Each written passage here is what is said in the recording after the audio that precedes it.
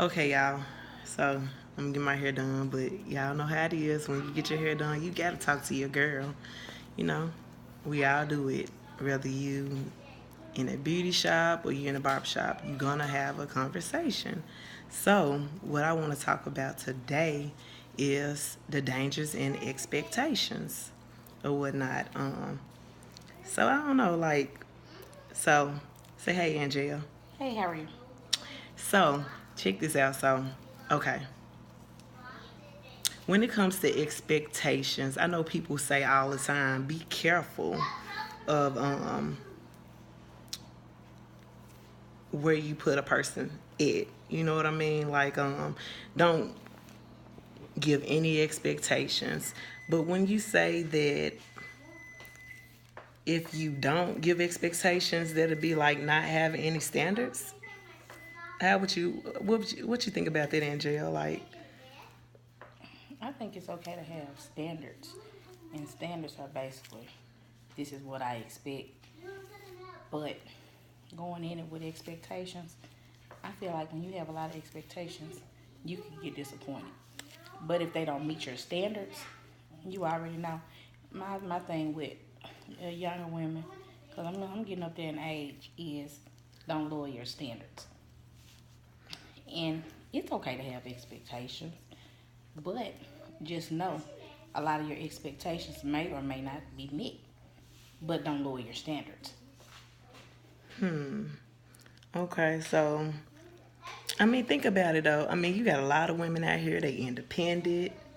You know what I mean? Like they got their stuff going. Going for them. Hmm. And I know like one of my fears has always been, Alice, don't you get too educated, you might not be You able to can't. find a man. No, you can't get too educated. And there's always, to me, I feel like there's always someone for everyone. And if you wait on God, God will give you exactly what you need. A whole lot of times we get ahead of God and we go out here looking for men, and that's where we go wrong first. Because the Bible does tell you, he that findeth the wife findeth the good thing and findeth favor with the Lord.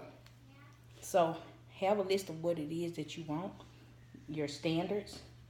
Don't ever lower your standards. And if you are educated, there's someone out there that's going to be for you. He may not be as educated as you, he might not make as much money as you, but he'll be the person for you. I talked to a client last night, and she was telling me about someone that she knows, and um, this lady and this man had been married less than a year, and they was already getting a divorce because she made a whole lot more money than him. She made like a significant amount more than him, but she was bossy and she was controlling. You still got to know your place. Just because you're more educated than a person don't make you any better. Don't mean that he don't have anything to offer or bring to the table. It's true. It's true. So do you think he was the one with the insecurities, or it wasn't the money, it was more so about her being controlling and her not um Well, not really knowing the story, the complete story, the whole story. I don't know. It could have been a little bit of both. He could have felt insecure, and she could have been just overbearing and controlling and wanting to run everything because you know how we are. Once if we making a certain amount of money, look, this is mine and you can't tell me what to do. That's mine, you know. So we tend true. to get a little cocky when we feel like we're independent. We can do it on our own. We don't need a man to do anything for us. But you still got to know how to not lower your standards, but have to tone it down a little bit because it could cause a lot of friction and you could end up successful and alone. But who really wants to be alone? A lot of people want to be alone, but if that's not your desire, if you don't want to be alone, you'll have to learn how to handle that situation. You know what I'm saying? It's true. But on the flip side, I mean, like, those fears are real though. You know what I mean? People growing up because you told that if you get too much, don't get too successful because it's gonna be hard trying to find a man, and So then you have to. be a dummy and wait on somebody to find you because they're smarter or so-called better than you. And it's not just so that being a dummy, is that you make poor choices in men when you want to hurry up and just, you know, take the first thing smoking because you're afraid that if you get too far or you start making too much money that they won't want you. You know what I mean? A lot of men are intimidated by successful women. So a whole lot of men ain't even gonna step to you or approach you because they are intimidated when a woman makes more than them. But like I said, my friend last night, I know her husband just works a regular job. He's like a manager for a security company, and she's a nurse. And I want to say she's a nurse at one of the cancer research hospitals or something like that. And what she has been in her house 12 years. And as a matter of fact, today is their anniversary. They're celebrating 5 years. So he basically moved in to her house after they were married. So she makes more than him. But if you know how to treat people, talk to people, that really should make a difference. Because the same way you have it today don't mean you'll have it tomorrow. That's definitely true.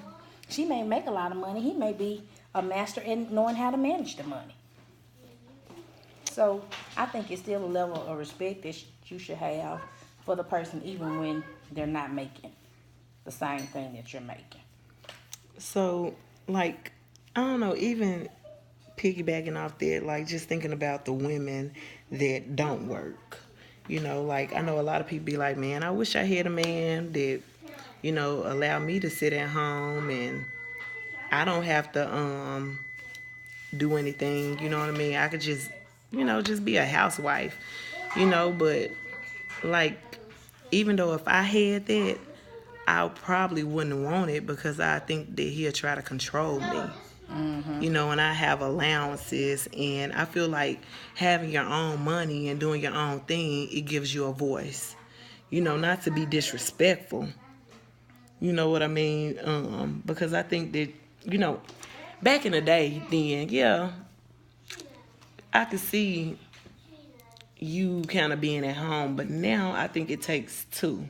You know what I'm saying? To really get somewhere in society or whatnot. So I guess what I'm saying now, like... So you think women that stay at home, they really don't have a lot of say-so, basically? Nope. And as far as finances go. Yep, finances, and I think how their counterpart move. However they want to move, they feel like they can move because, hey, you ain't making no contributions. But to all the people that's out there that think like that, if you a stay-at-home wife, mom, you're not just staying at home. You washing clothes, you cooking, you taking care of household, you taking care of kids. Yeah, it's a full-time job. That's a full-time job. It really is. And in all honesty, a whole lot of men wouldn't even be able to do it. A whole lot of men wouldn't be able to do it. And I think they even did a study. And in the study, it said a stay-at-home parent should make over $100,000 a year. Because it's a never-ending job. So don't feel like you can run everything because I am bringing in the money. No, I don't care for people that feel like that. You know, but I mean, look on the flip side too. It's like, you know, some men will let the wife stay at home and, you know, give the illusion that they have a say so when they really don't. Yeah. You know what I mean?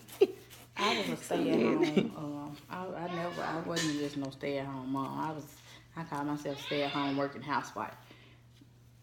Yeah, I got to have my own. That's different though because you gifted. You know what I'm saying? You gifted. You still making money at the house, but now you're not at the house.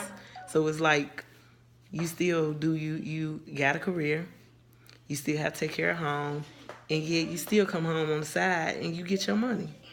So it's different. You know what I'm saying? When you used to that lifestyle, it's still different from you being a stay-at-home mom to me though, because real stay-at-home moms don't make money staying at home. Right. So, yeah, but I don't feel like a stay-at-home mom should be controlled. You shouldn't dictate to me what to spend, how much to spend. I can understand a budget and all that, but at the same time, I feel like you need to pay me a salary for staying at home with these kids. Even though if you make $100,000 a year and I'm staying at home, can I at least get $25,000 a year? You know what I'm saying? So when that paycheck comes, my salary need to be included. Yours need to be off top. Off top. I'm like, Jesus, my 10% boo kids. Don't even do me. For real, I'm dead serious. I need a salary. Oh man. Because this ain't easy. And if I wasn't doing it, who would do it? Who would take care of the kids? If you were to send your kids to daycare, that's the bill. True. If your schedule was busy, her schedule was busy, and you need someone to clean your house, because I have to have somebody to clean mine every now and then, that's the bill. I mean, shoot, you got to pay somebody, so you might as well pay me to do it. That's true. That is. And you know it's getting done. If I went at home every day with a prepared meal, if we both got off work late, we would have to buy the food. So you might as well pay me for being at home all day long. Right or wrong? That's true. But people don't even see it like that. You want your money off top. Most definitely. I'm Jesus, baby. You know what I mean? But it's like, I don't know, with being used to getting your own money, it's kind of hard to I can't never do something different. Right. You know, because then they allocate what they want to give. Right. You know, and how often they want to give it, right, where you spend it, and why you spend it. I don't need you asking me no questions. When it comes to what I need. You know, so that's my only thing when it comes to that. But going back, even with the expectations, you know, when it comes to setting a standard, you know, like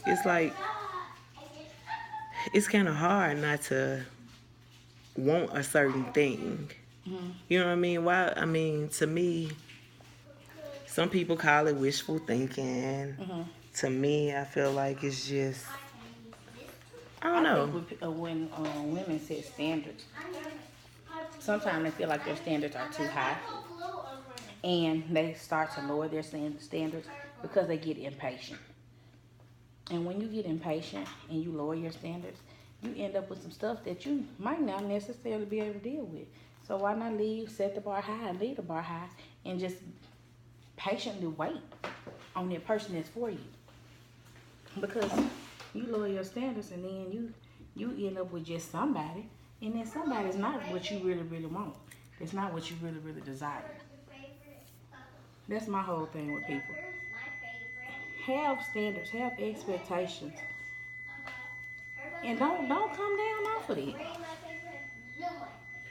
That's true. I mean, but we all know that you can't just build a person how you want them.